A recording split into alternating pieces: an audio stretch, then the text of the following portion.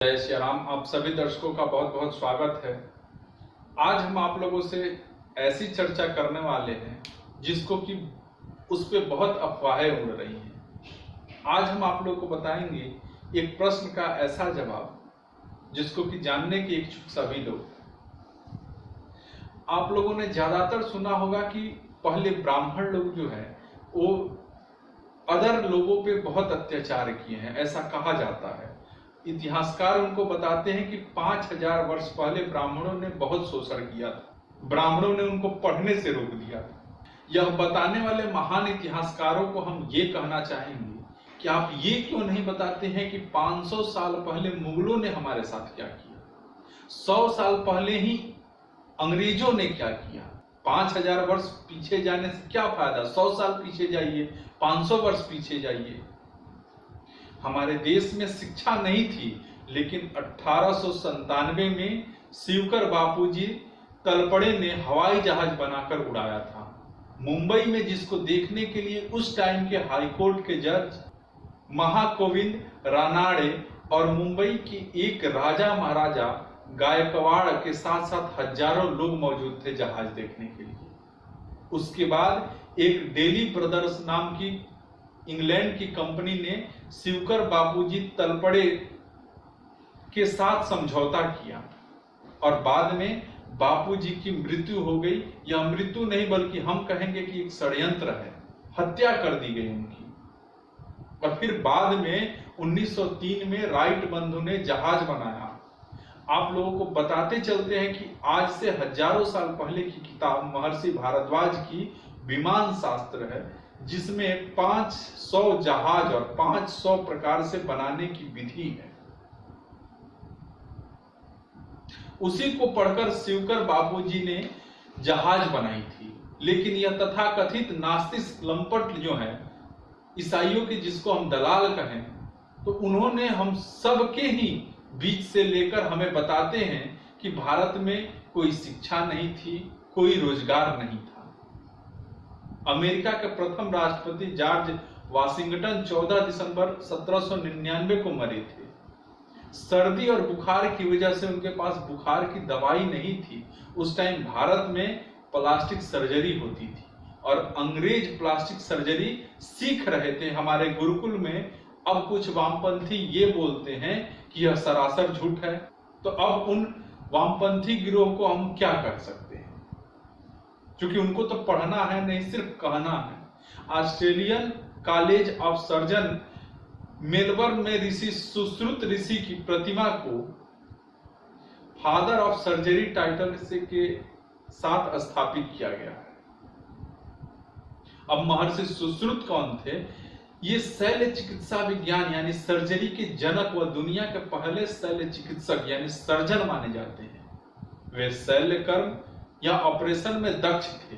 महर्षि सुश्रुत द्वारा लिखी गई सुश्रुत संहिता ग्रंथ में शल्य चिकित्सा के बारे में कई अहम ज्ञान विस्तार से बताए गए हैं। इनमें सुई, चाकू व चिमटे जैसे तकरीबन 125 से भी ज्यादा शल्य चिकित्सा में जरूरी औजारों के नाम और 300 तरह की शल्य क्रियाओं व उससे पहले की जाने वाली तैयारियां जैसे उपकरण, उबालना आदि के बारे में पूरी जानकारी बताई गई है।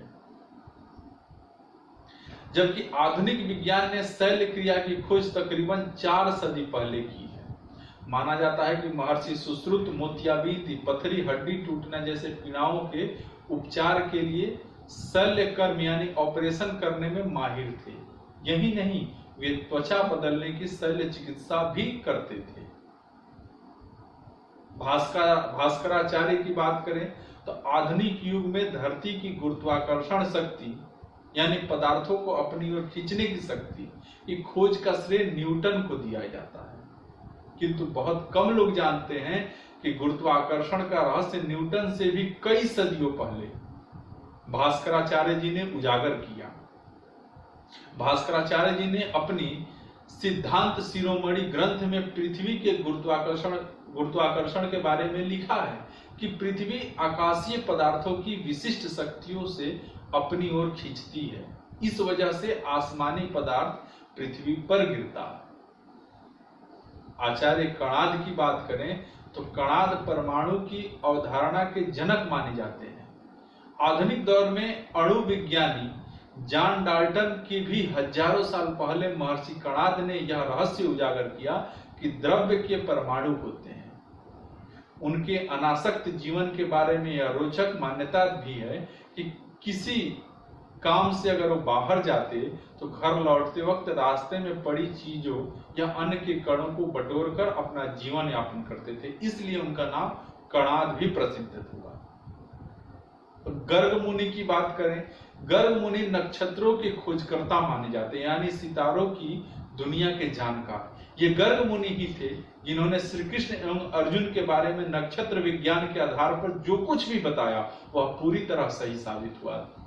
कौरव पांडवों के बीच महाभारत युद्ध विनाशक रहा, इसके पीछे वजह थी कि युद्ध के पहले पक्ष में तिथि क्षय होने के 13वें दिन अमावस्या थी।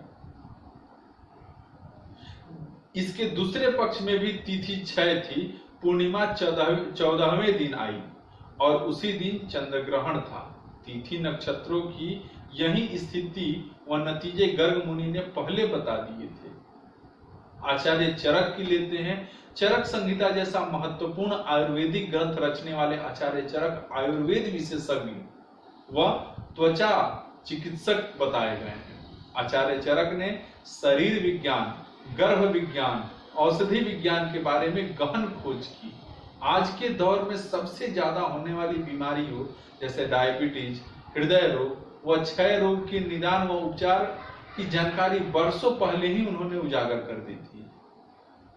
पतंजलि की अगर करें तो आधुनिक दौर में जानलेवा बीमारियों में एक कैंसर या कर्क रोग का आज उपचार संभव है, किंतु कई सदियों पहले ही ऋषि पतंजलि ने कैंसर को भी रोकने वाला योग शास्त्र रचकर बताया कि योग से कैंसर का भी उपचार संभव है। बौद्धयन की अगर हम बात करें तो भारतीय त्रिकोणमिति के रूप में जाने जाते हैं। ये कई सदियों पहले ही तरह तरह के आकार प्रकार की यज्ञ वेदियां बनाने की त्रिकोणमितीय रचना पद्धति बौद्धयन ने खोजी। दो समकोण, समभुज, चौकोन के क्षेत्रफलों का योग करने का जो संख्या आएगी उतने क्षेत्रफल का समकोण, समभुज, चौकोन बनाना और उस आकृति का उसके क्षेत्रफल के समान से वृत्त में बदलना, इस तरह के कई मुश्किल सवालों का जवाब बौद्धयन ने आसान बनाया। 2000 साल पहले का मंदिर मिलते हैं जिसको आज के वैज्ञानिक और इंजीनियर देखकर हैरान रह जाते हैं कि मंदिर बना कैसे होगा। अब हमें इन वामपंथी लंपट लोगों से पूछना चाहिए कि मंदिर बनाया किसने। ब्राह्मणों ने हमें पढ़ने नहीं दिया, यह बात बताने वाले महान इतिहासकार लोगों से हम पूछना चाहेंगे। हमें यह नहीं बताते कि सन 1835 तक भारत में 7 लाख गुरुकुल थे। इसका पूरा डॉक्यूमेंट इंडियन हाउस में आपको मिल जाएगा। भारत गरीब देश था तो फिर दुनिया के तमाम आक्रमणकारी भारत में आए क्यों? हमें अमीर बनाने के लिए। भारत में कोई रोजगार नहीं था, भारत में पिछड़े दलितों को गुलाम बनाकर रखा जाता था।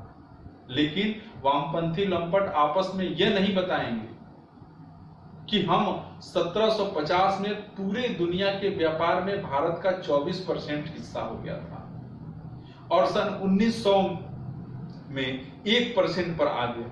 आखिर कारण क्या था? अगर हमारे देश में उतना ही छुआछूत थे, हमारे देश में रोजगार नहीं था, तो फिर पूरी दुनिया में व्यापार में हमारा 24% का व्यापार कैसे था? यह वामपंथी लंपट यह नहीं बताते हैं कि अंग्रेजों के नीतियों के कारण भारत में ही एक साथ 30 लाख लोग भूख से मर गए थे। कुछ दिन के अंतराल में एक बेहद खास बात वामपंथी लंपट या अंग्रेज दलाल कहते हैं कि इतना ही भारत समृद्ध था, इतना ही सनातन संस्कृति समृद्ध थी, तो सभी आविष्कार अंग्रेजों ने ही क्यों किए हैं? भारत के लोगों ने कोई आविष्कार क्यों नहीं किया? उन वामपंथियों लोगों से हम पूछना चाहेंगे कि सब आविष्कार भारत में ही हुए, लेकिन उन लोगों ने चुराया है, अपने नाम से पेटेंट कराया। नहीं तो एक बात बताओ, भारत आने से पहले अंग्रेजों ने कोई एक आविष्कार क्यों नहीं किया? या कोई आविष्कार किया हो तो हमें बताओ।